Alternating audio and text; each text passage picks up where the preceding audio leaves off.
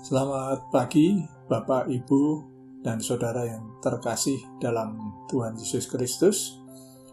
Tidak terasa kita telah memasuki di minggu terakhir bulan Juni tahun 2023, berjumpa kembali di dalam renungan Sapaan Iman GKJ Margoyudan. Bapak, Ibu, mari kita berdoa. Bapa kami yang bertata di dalam kerajaan surga, kami sangat bersyukur pada pagi hari ini kami telah Engkau bangunkan dari tidur kami semalam dan mendapatkan berkat berupa keselamatan dan kesehatan. Ya Tuhan, pada pagi hari ini kami akan membaca dan belajar dari firman-Mu. Tuhan berkenan menyertai dan menuntun kami dengan Roh Kudus-Mu, sehingga apa yang kami baca, kami dengar di dalam renungan di pagi hari ini dapat kami laksanakan di tengah kehidupan kami sehari-hari. Di dalam nama Tuhan Yesus kami telah berdoa. Amin. Bapak, Ibu, Saudara yang dikasihi oleh Tuhan, pembacaan firman Tuhan akan saya bacakan dari 2 Petrus pasal 1 ayat yang ke-10. Karena itu, saudara-saudaraku, berusahalah sungguh-sungguh supaya panggilan dan pilihanmu makin teguh, sebab jikalau kamu melakukannya, kamu tidak akan pernah tersandung. Demikianlah firman Tuhan. Bapak, Ibu, dan Saudara yang terkasih, renungan pada pagi hari ini kami beri judul Jaga dan Teguhkan Panggilan Tuhan Senantiasa. Kita akan belajar bagaimana Tuhan memilih dan menetapkan Petrus untuk membangun jemaatnya melalui proses yang panjang yang akhirnya dapat dipahami dengan baik oleh Petrus. Oleh sebab itu, Petrus dalam suratnya menasihatkan kepada kita semua agar terus-menerus menjaga dan meneguhkan panggilan kita agar tidak terjatuh, tersandung di dalam dosa, sebab dia pernah mengalaminya. Petrus pada waktu dalam ketakutannya pernah menyatakan secara eksplisit bahwa ia tidak mengenal Yesus, bahkan sampai 3 kali. Ini sungguh membuatnya sangat bersedih hingga menangis dengan tangisan yang amat sangat mendalam dan penuh penyesalan. Namun puji Tuhan, ia dijumpai kembali oleh Tuhan, diingat dan dikenali oleh Tuhan, sehingga dipanggil untuk menggembalakan domba-dombanya. Injil Yohanes pasal 21 ayat 15 sampai dengan 19.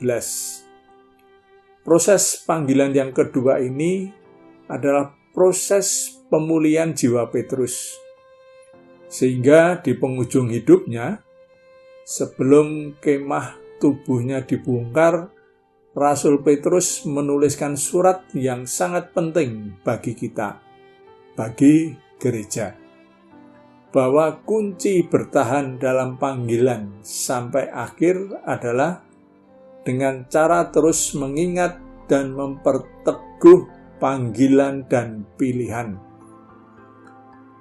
Rasul Petrus berkata, "Karena itu, saudara-saudaraku, berusahalah sungguh-sungguh supaya panggilan dan pilihanmu makin teguh.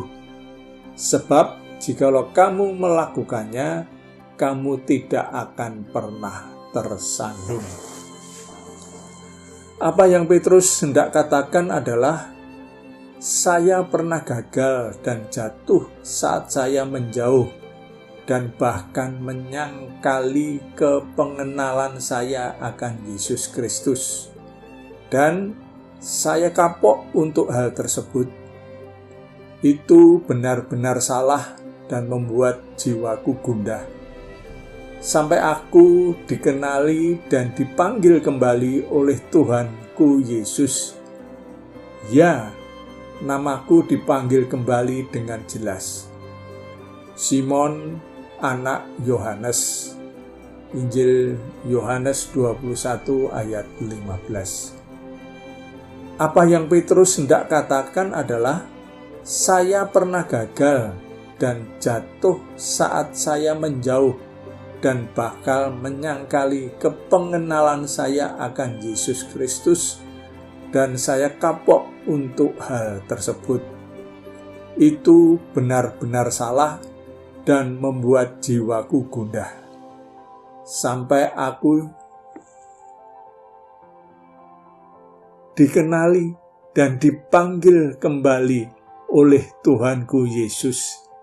Ya, namaku dipanggil kembali dengan jelas.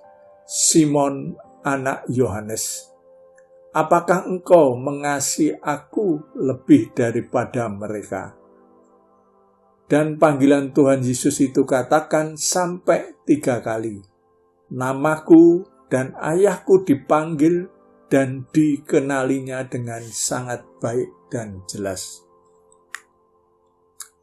Bapak, Ibu, dan Saudara yang terkasih, satu-satunya cara untuk menjaga kemurnian panggilan dan pilihan pelayanan adalah dengan cara kita makin dikenal dan mengenal Kristus dengan jelas dan mendalam.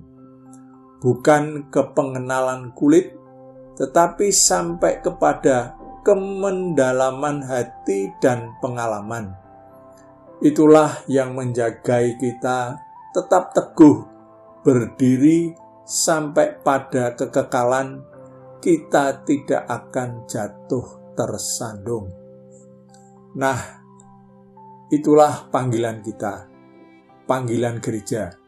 Sebab di atas dasar itulah gereja didirikan dan gereja harus mempraktekkan pemuritan agar umatnya makin mengenal dan dikenal oleh Kristus makin baik dari hari ke hari. Amin. Mari kita berdoa. Terima kasih Tuhan atas firman-Mu di pagi hari ini yang mengingatkan kami di dalam kami untuk tetap setia di dalam menerima panggilan Tuhan di tengah kehidupan kami. Kami akan menyerahkan aktivitas kami hari ini. Mohon pertolongan dan penyertaan Tuhan sehingga dapat berjalan dengan baik dan lancar. Kami mau menyerahkan Tuhan kehidupan dan penghidupan kami di dalam kuat kuasa tangan Tuhan. Menyadari atas segala dosa dan kesalahan kami. Untuk itu kami mohon ampun. Hanya di dalam nama Tuhan Yesus Kristus kami telah berdoa dan bersyukur. Amin. Selamat pagi, selamat beraktivitas, Tuhan memberkati.